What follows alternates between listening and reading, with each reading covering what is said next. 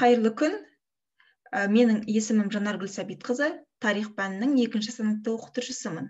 Пәннің атауы Қазақстан тарихы, бүгінгі өтетін тақырып Шыңғысхан империясы. Сабақтың мақсатына келетін болсақ, сабақтың мақсаты көшпелілердің әскери өнері мен жетістіктерін талдау. 10-13 ғасырлардағы мемлекеттерді білу және картаны қолдану арқылы саяси үдерістерді түсіндіру. Жетістік критерийлеріне келетін болсақ, моңғолдардың мемлекеттік деңгейге қалайша жеткендігін біледі, әскери жетістіктерін біледі және карта бойынша саяси үдерістерді түсінеді. Алдарыңызда сәйкестендіру практикалық тапсырмасы берілген.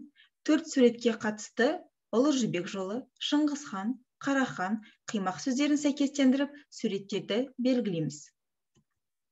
Келесі, бүгінгі сабақта өтетін терминдер, яғни бірінші сөз құрылтай, Моңғол империясының жоғары басқару органы. Екінші сөз кешіктен, Шыңғысханның жеке басын қорғайтын жасауыл. Және соңғысы жасақ немесе яса, Моңғол империясының басты заңы. Заң 2 бөлімнен тұрады. Бірінші бөлім Шыңғысханның нақыл сөздері болса, екінші бөлім жазылуы түрлері. Шыңғысхан туралы айтып өтетін болсақ. Шыңғысхан 1155 жылы дүниеге келді. Әкесі Есугей қият бүржігін тайпасынан, ал шешесі Уәлі Нүжін Меркіт қызы. Байкал көлінен Гоби шөліне дейін созылған Моңғол империясының негізін қалаушы, дарынды қолбасшы. 1206 жылы Онон және Керулен өзендері бойында өткен құрылтайда ақ киізге көтеріліп, Моңғол империясының ханы етіп сайланды. Алдарыңызда 1206 жылдан бастап Моңғол империясының территориясының ұлғаю картасын көріп отырсыздар.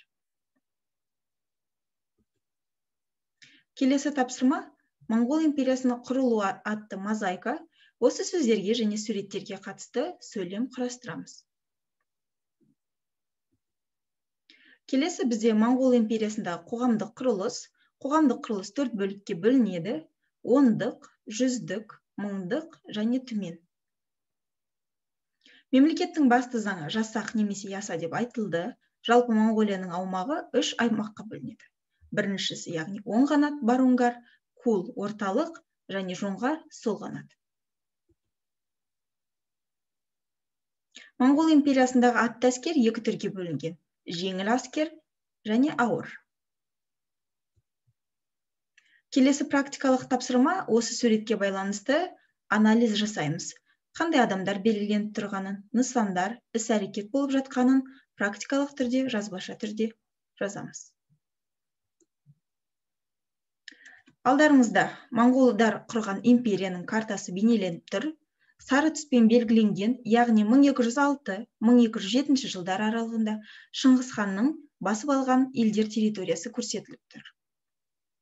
Қызыл түспен белгіленген жерлер, яғни ол Шыңғысханның балалары, немерелерінің жаулап алған жерлері. Және жасыл түспен белгіленген Ресей қалалары, ол яғни Шыңғысханға салық төлеп отырған иеліктер жерлер болып есептеледі.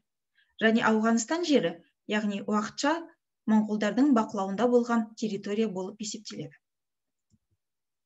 Тақырып бойынша сұрақтарға жауап береміз. Моңғол жерінде өмір сүрген тайпалар. Екінші сұрақ: көшпелі түркі тайпаларының өз территорияларын ығыстырған қай мемлекет? Шыңғысхан құрған мемлекет теориясы бұған дейін болған қай қағанаттың шекарасымен бір немесе ұқсас? Қытайлықтар қандай сылтау айтып, дала көшпенділеріне жорықтар жасады? Және соңғысы, Сырдария мен Әмудария аралығында жерлер қай мемлекеттің қол астында болды? Мәтін бойынша сұрақтарға жауап береміз. Бірінші сұрақ: 1211 жылы моңғолдар Қазақстанға не себепті келді? Күшлік хан қай мемлекеттің билеушісі болды? Керейлер билеушісі кім болды? 13 ғасырда Керей, Найман, Жалайыр тайпалары неліктен Қазақстанға қоныс аударды? Сабақты қорытындылау үшін біз сіздермен кері байланыс жасаймыз.